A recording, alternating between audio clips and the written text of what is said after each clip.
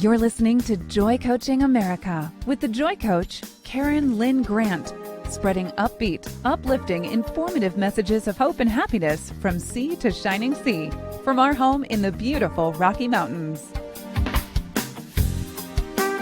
Welcome to Joy Coaching America.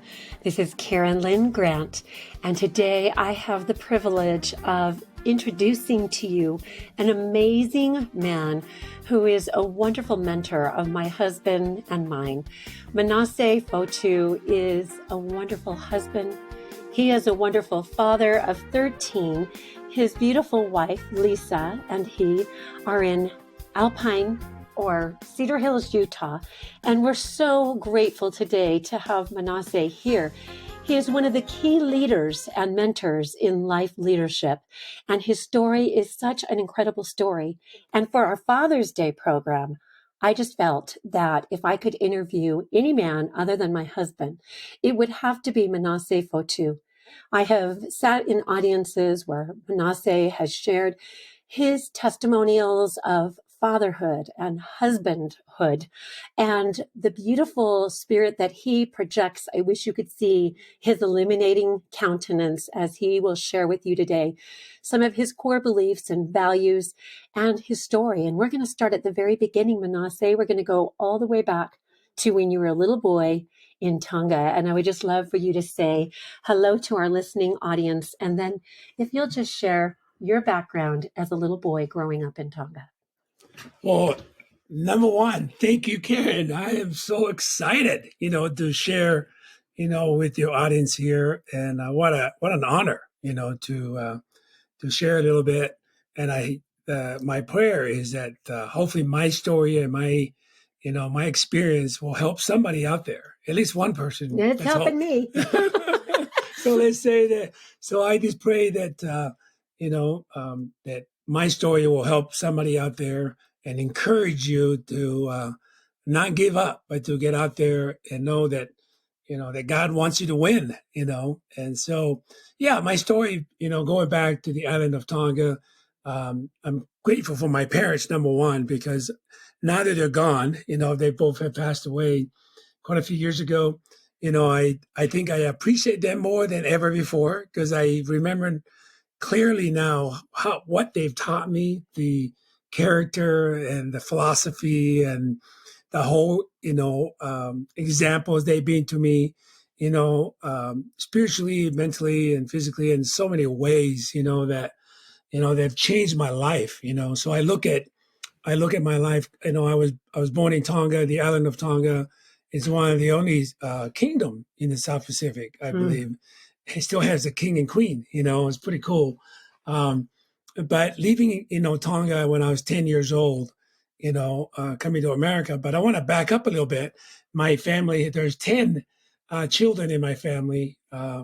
My parents had 10 of us, 7 boys, 3 girls. And I was the second to the youngest, me and my little brother.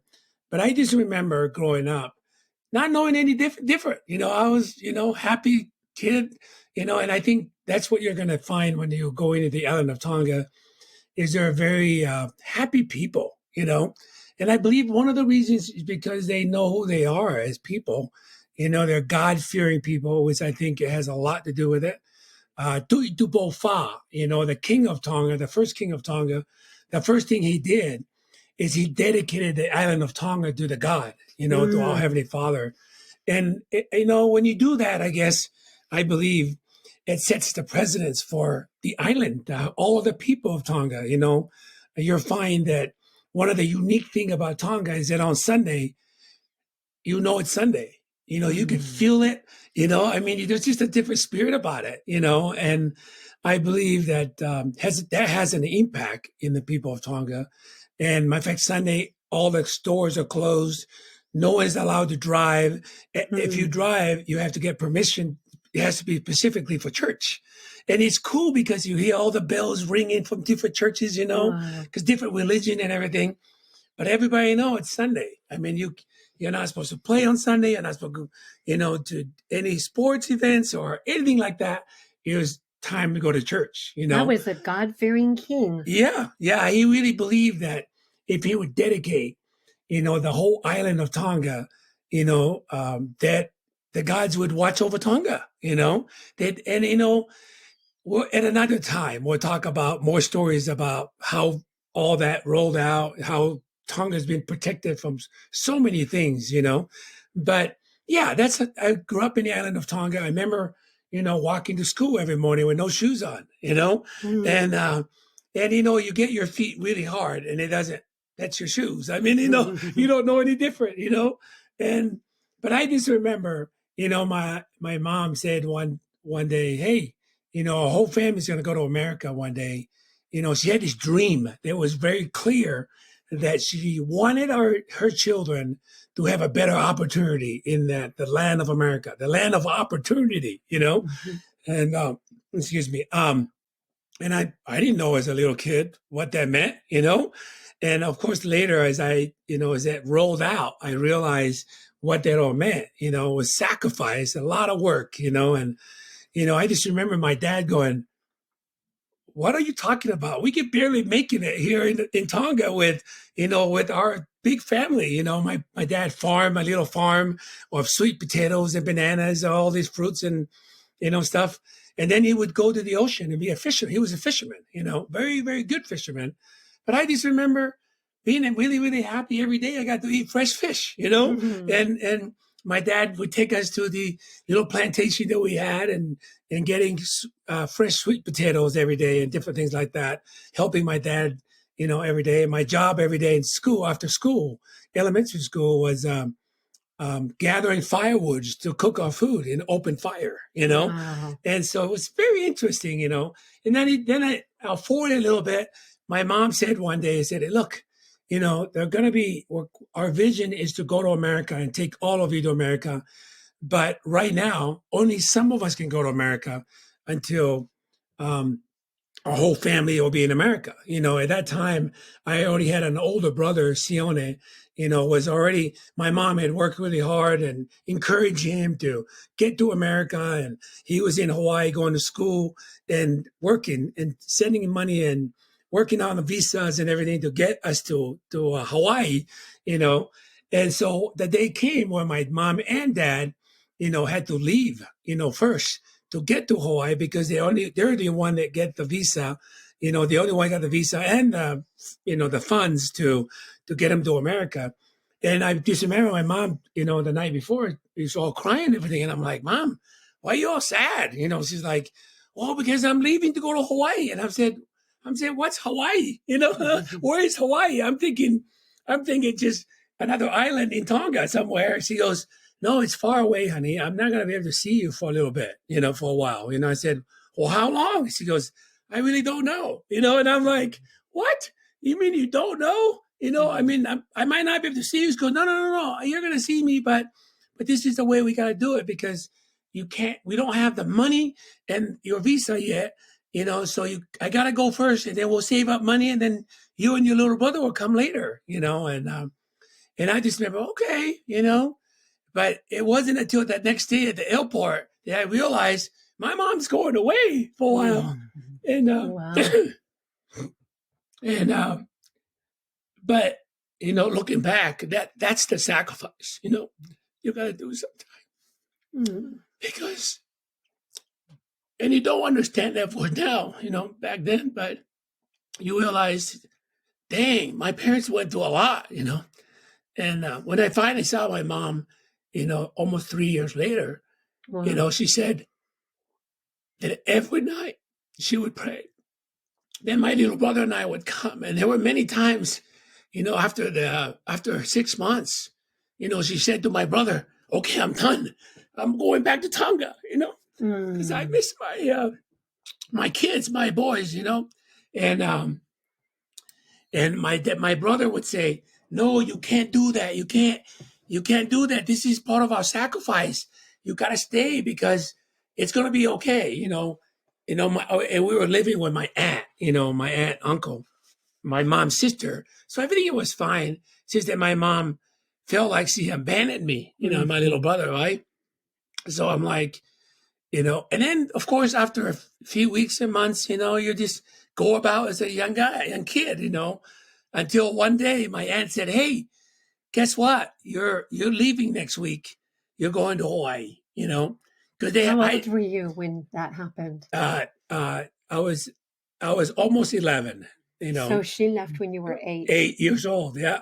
Yeah. I was almost 11 when I saw her, almost 3 years later. Right. And, so anyways, it was, so I'm like, what? She's like, yeah, you're gonna go now and to your mom and dad. And I remember just being really, really happy, of course, and I thought, wow, my mom said that it would happen and now it's happening. So coming to Hawaii, of course, I remember seeing mom, and my mom told me later, because every day after, especially after the first year, I said to your brother, I said, it's over. I don't care about America. I don't care about dreams. I don't care about anything else.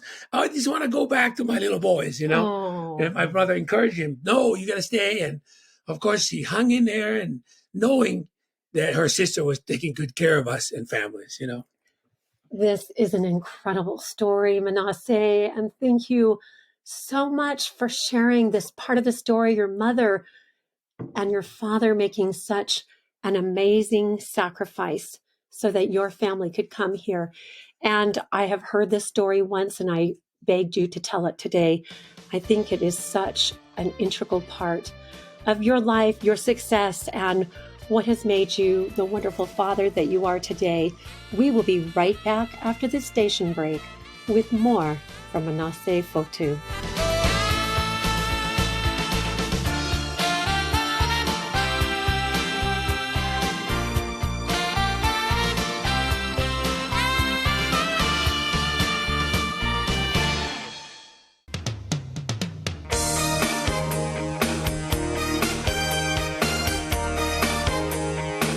From sea to shining sea and beyond, you're listening to Joy Coaching America Worldwide with show host and Joy Coach, Karyn Lynn Grant. Welcome back to Joy Coaching America. This is Karyn Lynn Grant, and today I have the honor of interviewing Manase Fotu, who is such an exemplary mentor in my life, in my husband Dell's life. We love Manase. We love his story. And for that reason, I asked Manase if he would come and share his experience, his love for America, his passion for the American dream, and a little bit of his story. There's so many amazing things about Manase's story, but a little bit about his story. And we've just heard about growing up in Tonga and then finally getting to rejoin his mother and father in Hawaii, in America. And now, Manase, would you just pick up where we left off and take it from there? Absolutely. Thank you. Yeah, coming to America, of course, is so different. I remember arriving in Hawaii, and the first time I saw big hotels, at Waikiki Beach, what a different experience. I remember looking at my brother, and I said, what are those buildings? And he said, those are hotels. I said, what are hotels? And he said, people pay money to go there and they come on vacation here. And I said, what's vacation? All this new stuff, and of course, one of the crazy thing I asked him, I said, well, why are all those people laying on the beach naked? They were not naked, but for me in Tonga, that's not normal. That you have people just laying out, like, cause we're already brown and we don't need tan, but I remember saying to him, I said, why are they all laying there? And what are they doing? And he said, well, they're trying to get a tan. I said, what is a tan? Because I'm just a young boy, a little boy trying to figure out America, Mm. They said, well, they kind of want to get dark, brown like you and I. That's tan, And so I said, well, why? I want to be white, because it's funny because in Tonga, if you're more fair skinned, you're considered beautiful. And here I come to America, from Tonga to Hawaii, and people are trying to be brown. And I was totally confused, what the heck is going on here, And so very interesting as I'm learning, and of course the food is different, everything is different, and of course when it comes to Sunday, I see people working on Sunday and stores and cars everywhere, and I'm going to church and I'm like, it didn't feel like Sunday, like in Tonga, There's just a different spirit, right? Culture The whole shock. culture shock, right? And my brother's like, yeah, it's different here. I said, yes, it is different here. And so, yeah, and interesting, my mom, said, said to me and my little brother after being in Hawaii for almost 2 years, she said, you know what? I need to go to America. And I said, I thought we were already in America. He said, no, to the mainland, to Salt Lake, And I said, why you need to go there, Mom? She goes, because I need to get our papers. Because you come on a visa here, but now if you want to be a citizen, you got to have somebody help you get those done so we can be permanently live in America. And I'm like, as a little boy, I have no idea what she's talking about, right? She was supposed to be there for like a week, and I'm staying there for almost a month. And she came back and she said, okay, I bought a house in Salt Lake. We got to move to Utah. And I'm like, okay, well, what is that? Where is that? I have no concept, understanding as a young boy where the heck is going, where we're going, And did you speak English at this No, time? no, I was not. I didn't speak English at all. Did your mom? My mom, not either, but not that much. Anyways, we understood a little bit. English is being taught in Tonga, but not, we're speaking Tongan, Mm-hmm. And so I said to Mom, Mom, why are we going to America? Why are we going to mainland, to wherever we're going? She said, we got to go there because you and your little brother need to enroll into school. That's why we need to get this done. And I remember thinking, well, I don't care about school. It's kind of fun right now, just hanging out every day, right? But I remember I wasn't hanging out. I was going to work every day with my brother. My brother, Sione, what an amazing example had been. He would wake up in the morning, go to school full time at BYU, Hawaii at the time, church college back then, and back in the 70s. And then in the afternoon, early afternoon, he'd come home and load up me and my brothers and my dad, and we'd go out and go to work, looking for work basically. And what an inspiration example, a leader he had been. Because years later, of course, I was just really young then, but years later I thought, what the heck was he? I'm so grateful for him, because I thought if he was selfish and not wanting to bring his parents, his mom and dad, he was already married, he had a couple of kids already, trying to go to school and finish school and work and take care of his family and sending money to Tonga and try to bring our whole family over here. Wow. That is amazing, right? I'm in debt to him, And so I always tell him how grateful I am that he wasn't selfish, that he came and he loved us enough to bring all of us, all 9 of our kids. And he was the oldest son? He was second to the oldest, But my mom was inspired one day and said, hey, we got to get at least one of our kids to America, and maybe he can help us get us there, right? And that's a whole nother story, I could tell you that. But it's forward a little bit here now, coming into Salt Lake. So we come to Utah, and I remember it's like February. It's snowing outside, right? Well, that's a new culture shock. Yeah, we're talking about another whole culture shock. Hawaii wasn't so bad because I'm thinking, yeah, there's coconuts in trees in Hawaii, just like Tonga. The weather is the same, pretty much, But then you come to Utah, and all of a sudden you walk off the airplane and you see all this white stuff, and I'm like, I'm young, I'm almost 12. I'm thinking, this is kind of cool, But at the same time, I'm like, but this is cold, I've never felt this way before, But bless my mom's heart, man. She wanted to get us into school. So right away, worked it out with my uncle, enrolled my little brother and I into school. And so here we are. I'm going to school and not understanding. At first I thought it was cool. But then I didn't translate in my mind that, hey, they speak a different language here. So I'm walking into a classroom, have no idea, what was going on, And so here's my cousins that were born in America taking us to school, and they barely speak English. I mean, they barely speak Tongan. They speak English, and they're talking to me. I'm like speaking to them in Tongan. I'm like, I speak Tongan, man. You're Tongan. Speak Tongan to me. And they're like, we don't speak Tongan, man. A little bit, trying to communicate with them. And I'm like, when I got to school, I started translating in my mind. Oh my goodness. I don't understand anything. I'm in America now, because when we were in Hawaii, I was always home. I didn't go to school over there for almost 2 years. I thought, hey, my family, we all speak Tonga to each other. You know what I'm saying? I know it's different, but in my little comfort area zone. And then now I'm forced in to go to school, in public school now, and sitting in class and not understanding 99% what the teacher is saying, right?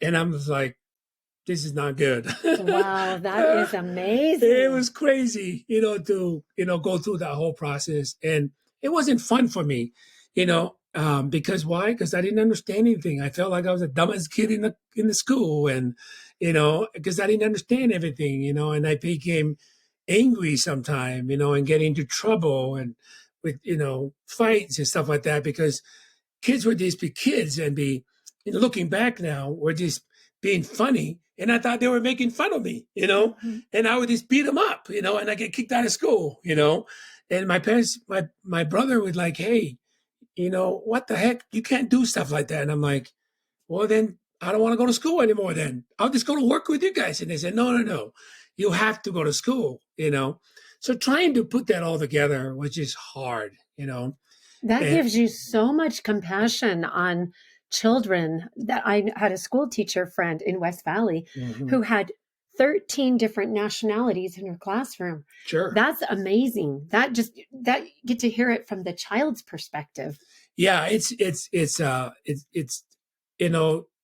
my mom is great that she brought it here, but now I'm in the middle of it. Right. What do you do then? Deal with it. And you have to deal with it, So yeah, it's interesting, but you look back and it was, you learn from those experiences and you appreciate the good times, right? And so Manase, how long did it take? And I might have to wind this up really quickly right now, but when we come back from this break, I'd like to ask you, when did you feel like you were getting fluent in English? Because you are so amazing what you have accomplished and what you have overcome as a little boy, as a teenager, and the example that you set for all of us to love America and to embrace the opportunities that we have here.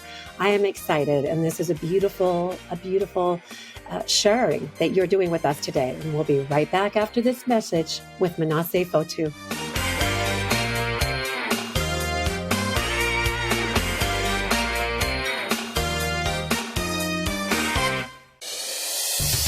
Welcome to the Loving Liberty Radio Network.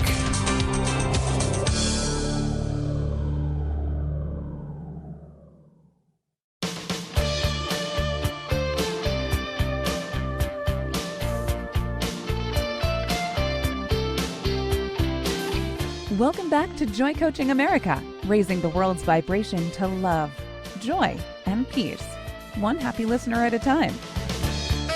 We are back. This is Karyn Lynn Grant interviewing Manase Fotu. And the more I hear this story unfold, the more touched I am with the incredible bravery and courage it took for a little boy to come to America, not speaking the language, the culture shock he went through. And now look who you are today, Manase. You're with your family of 13 and your beautiful wife, Lisa. I'm so excited to continue this interview with you. And we were just at the exciting moment when I had asked you, when did you feel fluent in English? That's an interesting question because, I don't think I'm fluent yet. You are great. And, it's funny because when you asked that, Karyn, my kids sometimes will make fun of me, or just joke if we, mess around and they say, Dad, that's not what it meant. That's not what it means. That's not what, what it says that, you're pronouncing it wrong or whatever, and I'm like, yeah, whatever, but you understand what I mean, and it's interesting because I have an amazing relationship with my wife and my children. And so I don't feel like I have mastered English yet. I don't know if I'll ever do, However, I'm working on that all the time because meeting, great mentors like Orrin Woodward and Chris Brady have inspired me to read, and that's a whole different, thing in my life. I think that's probably one of the things that was key as far as changing my life, meeting mentors like them because But I want to back up a little bit and talk about, where they go from here. I remember, I was inspired one day. Well, how I really wanted to go to school every day, and it started changing my life. Was I remember going to a football game, a high school football game of my cousin. A cousin of mine. Sione Finau. I went to watch his football game, and I was inspired by it because I grew up playing rugby in Tonga with a coconut. You know what I'm saying? We didn't even have money to buy a ball, so we would just literally play, rugby with a coconut, or whatever, and whatever we can find. But he's so interesting. I went to watch his football game, and I was inspired by him. I thought, man, that's it. I'm going to be a football player, and it's crazy because that motivated me to focus, of going to school. I remember going into my freshman year, starting football in ninth grade at Bingham High School here in Utah, and not understanding how this game, I was just excited, right? The coach says, like, what position you want to play? I said, I want to be a running back because my cousin, my hero, my example, the guy that inspired me was a running back, And so I played running back, and learning. You had to learn the plays. You got to learn the game. You got to learn all this stuff. I had no idea what the heck I was supposed to learn. But I remember one of my coaches, said to me one day, said, "Hey, it looks like you have some talent, that you could go to the next level at college." And I'm like, "Really?" He's like, "Yeah. But here's the deal. I can see that your grades are not very good." And he was right. He said, "You need to go to school. If you don't go to school and get good grades, you cannot play football." And I remember thinking, okay, how do I do that when I don't even understand everything, I mean, I'm starting to learn now, going from junior high to high school now, it's getting better, but still school was really hard for me because, high school is a lot harder than junior high school, Right. And so, but he said, "You know what, Manase, if you just go to class every day and then you and I can work closely with the teachers and they're going to help us out, I'll talk to them." And you know what? He was right. Here's my coach, head football coach, Jerry Fyatt. At Bingham, back in those days, said to me, "Manase, I think you're gonna be good, and you got a shot of going to college to get a scholarship." And I remember thinking, "Wow, that would be amazing, coming from Tonga to That is going to amazing. a university to play football. Are you kidding me?" I didn't believe it at first, but the more I played, the more I got better, right? But I remember, just struggling through. He would help me with the plays and figure it all out, trying to figure it out. And I wasn't playing, very much because I didn't know the plays yet. But I remember one day we were playing against Hillcrest High School, and the starting running back, the coach, because when you're not playing, you're just standing there on the sideline, you're not paying attention because you're not going to play, right? There's game 1, game 2, game 3. And I'm like, oh, obviously I'm not going to play I'm just going to be part of the team, but not play at all, right? And so I'm standing on the sideline. The game is going on. I'm not paying attention to anything. I'm just sitting there watching the game. And I hear my name, Manase. And I'm like, what? And I'm like, is somebody calling me? No, that's not. And then my teammates run up to me and push me and say, "Dude, the coach wants you. You're in." And I'm like, "I'm in the game? Are you kidding me? Are you serious?" And he's like, "No, you're in." And I look at the coach. Coach is singling me in. I got to run in. I'm like, oh my goodness. I almost forgot my helmet because I'm with no helmet. I'm just standing on the sideline, right? So I grab my helmet and I'm running in there. And the quarterback looks at me and goes, "Dude, you got this. 32 dive. You know what that is?" And I said, "No." And I said, "That's on the right side, the first hole on your right side. That means that between the center and the guard, there's that. That's it. You just run through that hole, right?" And I remember, how excited I was to be in there, right? That I got a chance at it. And you're supposed to take a one step to the left, because you're trying to fake out the defense. Well, you go step to the right and then hit the hole. I didn't even step. I just hit the hole. And well, it got to give the quarterback time to hand, because he's got to do a pivot, all the way around to hand me the ball, because we're supposed to fake out the defense first and then hand me the ball. Well, he barely got the ball into me. Luckily, he saw that. He probably in his mind goes, "I better hurry because I don't think he's going to do stutter step.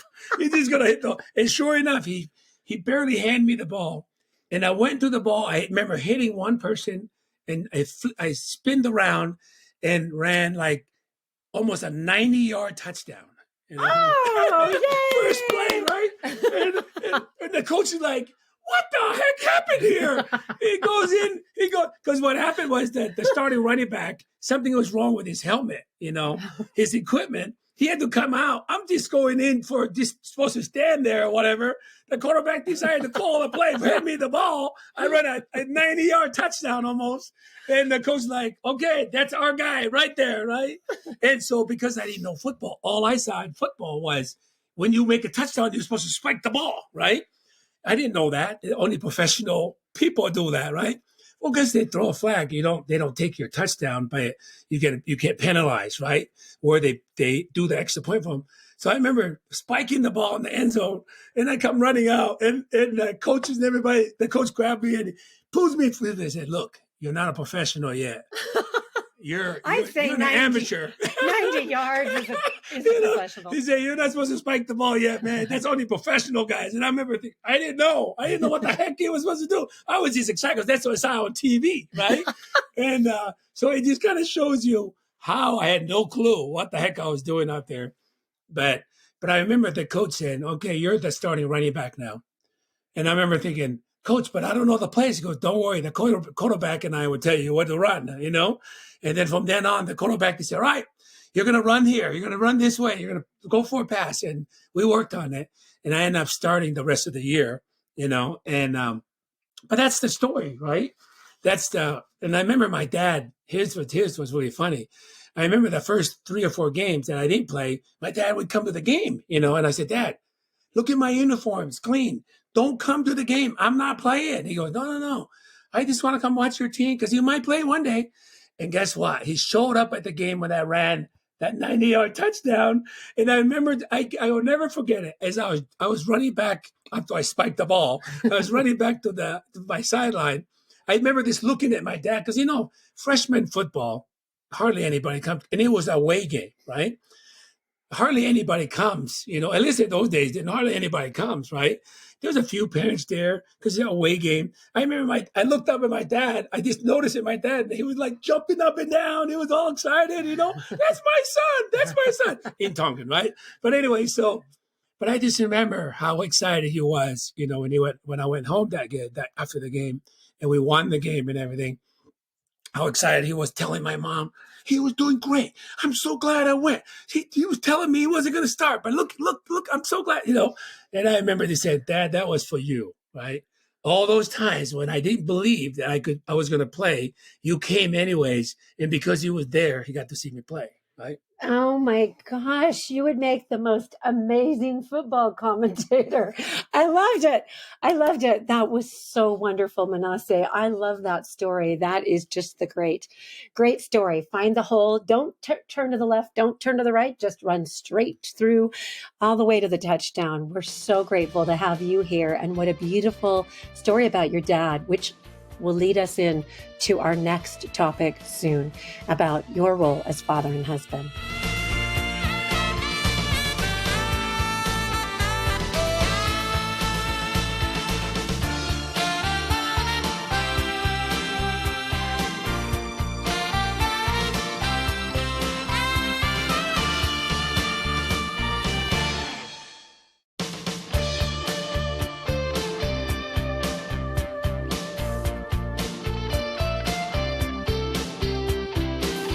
Welcome back to Joy Coaching America, raising the world's vibration to love, joy, and peace, one happy listener at a time.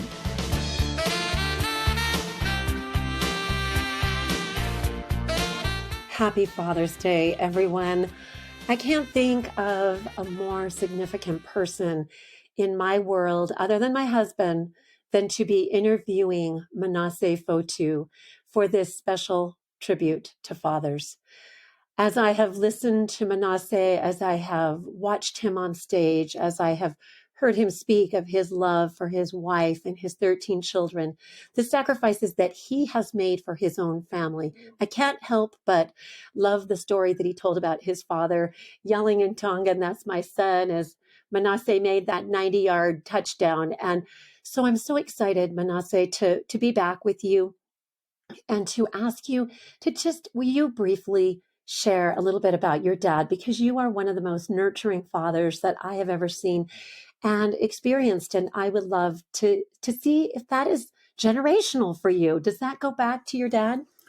Absolutely, and be honored to talk a little bit about my father because I believe, as a matter of fact, my mom and my wife Lisa, sometime would say to me, "Man, you're just like Grandpa, or you're just like your dad," you know. And what an honor, you know, to say, to have that, be representing my father as a great man. First name is Malachi, you know, Fotu, and you know, with the Malachi from the Bible. It's where he got his name, you know. But you know, I just remember, you know, growing up, you know, in Tonga, come to Hawaii, coming here, you know, as one of the hardest worker in the world, you know, trying to provide for our family, you know, working construction with my uncle Sateki Finau, and trying to take care of family in America, you know, and to see, you know, his example. And so I think the thing that I would like to share about my father, what I remember the most, he was, number one, hard worker, you know, number two, he was a man of character, you know, and he was one of the most honest person I've ever seen in my life, right? And he was a man of faith, you know, he was a God-fearing, you know, person. And you know, as a young boy growing up, you don't understand all that later, until later you realize, wow, you know, my dad was an example of man, of just making sure that he was taking care of our family, working hard, making sure that he was an example of character to me all the time. Never once did I heard him, you know, try to cheat somebody or doing this or stuff. Man, he was a man of character, right? He was a man of God. I remember he was a man of faith. And you told Dell and I faith promoting experiences where your father overcame illness due to his faith, his great faith in God. Yeah, he thank you. You know, yeah, he was a man of faith. And every time I think about him, and it encourages me, right? You know, when I built my business, when I was struggling trying to support my family, I kept thinking about my dad and my mom, how much faith they had in God, and not to give up, you know, not to, you know, that's what I see. My parents is they were people of faith, hardworking, and not giving up, you know, honest with their dealings, you know, as I was growing up. And that just encouraged me that, man, if you have faith, you're a hard worker, you do all the right thing, you know what? You're going to be fine. You know, I just remember when my dad died, I was one of the very, very few people that got to say goodbye to him, you know, a day before he died. And knowing that he left with a smile in his face, that he had no regret, you know, that he knew he was ready. I mean, he was literally ready to return, live with our Heavenly Father, because he had no regrets about anything in his life, you know, that, and I thought, that's the way I want to go, man. I want to go like that, you know? And so I'm trying to do the best I can to be that kind of a father, you know? So it's been very interesting, you know, of course, marrying my amazing wife, Lisa, you know, it's a big part, you know, of creating that winning culture. So I guess my deal is, how is I, as a father to 13 children, how do I take some of the things that I've learned from my parents and my experiences and things that I did in my life to creating a winning culture, you know? And so I believe my parents play a very, very important role. I also believe my brother and sisters playing a very important role. My brother, Sione Fotu, you know, he has, you know, he has 7 children of his own, and, you know, he's been amazing, successful, lives in Hawaii, you know, was a great mentor to me, as a great example. And then, of course, as I left, I went to college, I did different things, trying to figure it all out, playing football, learn from coaches, you know, but I really believe what really got me, you know, dialed in as far as learning and growing was when you know, I was building my business and I met Orrin Woodward and Chris Brady, you know, which were amazing fathers, you know. And interesting enough, a lot of the characters that I learned from my father, I also looked at Orrin and Chris. they were kind of the same way too. Honest people, high character, hardworking. You can count on whatever they say they're going to do. They've done it, and because it was interesting because I wanted to make my business work, my life business really work. And I remember asking Chris Brady, I said, Chris, so how do I make more money like you? And he said, well, read this book. And I'm like thinking, what does reading have to do with making more money? He said, everything, Manase.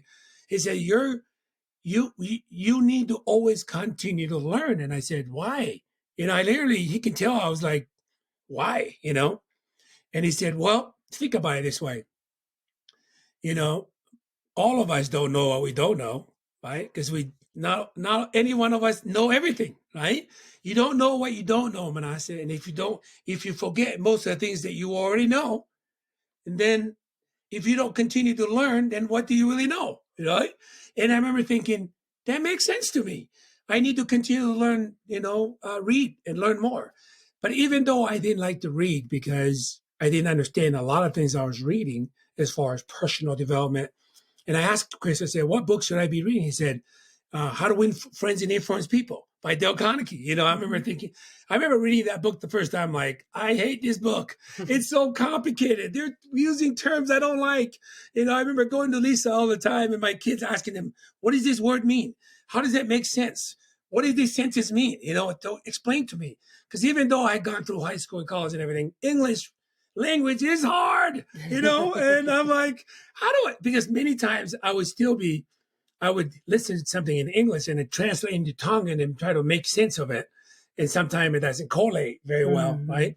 But I remember asking my kids and my wife all the time because I avoided reading. I read it just enough in college to be out of there, to make it through college, And so, but when I met Owen Woodward and Chris Brady, I wanted to make enough money. I wanted to be successful in my business. They inspired me to read. And I decided, okay, that's what it takes. I guess I better learn how to read better. I better learn to understand this. And I remember Chris Brady just saying to me, Manase, even if you understand just a little bit, you're better off than the person that knows how to read and don't read at all. Wow. And I remember thinking, that's a game changer, right? That's huge. He's right. That's huge, right? And I remember thinking, all right, I committed myself that I would read 15 minutes. And then eventually, he said, Manase, reading and learning is like going to the gym and work out. And I remember relating because I did in football, right? Working out with my team. He said, building your muscles is like that. First time you went to the gym to work your muscles, how does it feel? I said, it's not fun. I said, exactly. It's no different than reading. Your brain and your mind is not ready to learning. It's a muscle. Your brain is a muscle, right? You got to work it. And I remember thinking, okay, I can do that, That made sense. And it made sense to me because I remember from football working out in the weight room, and I thought, okay, that makes sense to me. So I'll just keep doing it until I get better, right? And I remember the first time I read a book, it was Magic of Thinking Big, right? I remember reading it. I'm like, I didn't want to put it down because it was so good.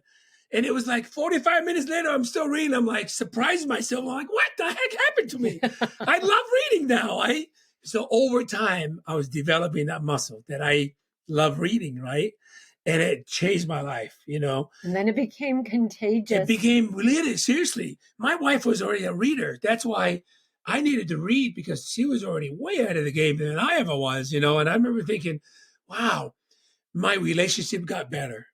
I was being nicer to my wife and my kids because I was learning things and I wanted to be good in my business. I wanted to be a better father, because I was, instead of yelling at my kids, I was being nice because I was being taught, how to influence people by Dale Carnegie, how to be nicer, that you can accomplish so much more. And it just got better, and I remember thinking, wow. My wife said to me one day, I don't know what you're doing. I know what you're doing, but keep doing it. You know what I'm saying? Because I like what's happening here. And then you start feeling like, man, I got control. I'm mastering myself a little bit as a leader. My business started growing a little bit. My relationship got better with my wife and my children and people around me. And I started liking me better. I'm like, wow, this is what Owen Woodward was trying to tell me as a leader, that you're going to be able to relate with people better. And have I arrived? Absolutely not. It's a constant working. Why? Because like you said, if you forget most of the things that you already know, you got to continue to learn, right? And so it's been a growing process, of course, and to be able to create winning culture in my home. I went from working a job, working my business, trying to figure it all out, have no time for them, to be able to plug into this business and be able to get free from my job and be able to have more time now to read and to be able to apply it, to my children, have time with them to be able to empower them and to become winners, So it's been amazing. It is amazing, and it is outrageously contagious, I have to tell you. I think God wanted me to do this interview because he wanted me to hear this. This is so exciting. I remember as a young girl having a stack of books beside my bed and waking up every morning at 3:00 and reading a chapter out of every single book and absolutely loving it. And it's just like this whole fuel of contagion is coming back into my heart. I want to bring out what you said. You talked about creating a winning culture. You had a father with a winning character. You are passing on the legacy from your father, who, if we could study his father and his father, all the way back to this great king in Tonga, these beautiful people that have a love for work, for God. There's so many beautiful things about what you are teaching us here today about having a winning character, Manase. And I have to tell you that something that my husband and I have both commented on. It's your integrity that shines from you. You exhibit and radiate integrity. And for me, that makes and culminates the gift of winning fatherhood. Thank you very much. We will be back with part 2 with Manase Fotu.